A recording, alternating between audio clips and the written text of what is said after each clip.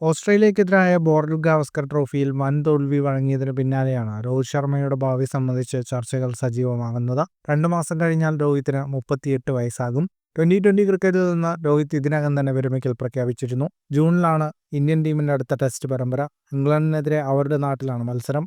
ഇതിനിടെയാണ് വീണ്ടും രോഹിത്തിന്റെ വിരമിക്കലുമായി ബന്ധപ്പെട്ട അഭ്യൂഹം ശക്തിപ്പെടുന്നത്. ചാമ്പ്യൻസ് ട്രോഫിയിൽ ഇന്ത്യ തോൽക്കുകയാണെങ്കിൽ രോഹിത് വിരമിക്കൽ പ്രഖ്യാപിക്കുമെന്ന് ദേശീയ മാധ്യമങ്ങൾ റിപ്പോർട്ട് ചെയ്യുന്നു. അതേസമയം ഇന്ത്യ ജയിക്കുകയാണെങ്കിൽ രോഹിത്തിന്റെ തീരുമാനം എന്താകുമെന്നതിൽ വ്യക്തതയില്ല.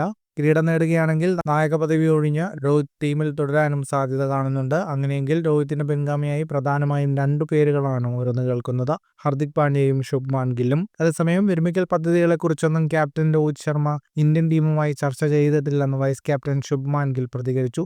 ടീമിന്റെ ശ്രദ്ധ കിരീടം നേടുക എന്നതിലാണെന്നും ക്യാപ്റ്റന് അതിൽ മാത്രമാണ് ശ്രദ്ധയെന്നും ഗിൽ കൂട്ടിച്ചേർത്തു. നേരത്തെ രോഹിത്തിൽ നിന്ന് ഇന്ത്യൻ ക്രിക്കറ്റ് ടീം കുറച്ചുകൂടി മികച്ച പ്രകടനം പ്രതീക്ഷിക്കുന്നുണ്ടെന്ന് മുൻ താരം സുനിൽ ഗവാസ്കർ വിമർശിച്ചിരുന്നു. എപ്പോഴും 25-30 റൺസൊക്കെ നേടി രോഹിത്തിന് സന്തോഷത്തോടെ ഇരിക്കാൻ സാധിക്കുന്നുണ്ടോ എന്നും ഗവാസ്കർ ചോദിച്ചു. ചാമ്പ്യൻസ് ട്രോഫിയിലെ 4 മത്സരങ്ങളിൽ ഒന്നിൽ പോലും വലിയ സ്കോർ രോഹിത്തിന് കണ്ടെത്താനായില്ല. ബംഗ്ലാദേശിനെതിരെ നേടിയ 41 റൺസാണ് ഉയർന്ന സ്കോർ.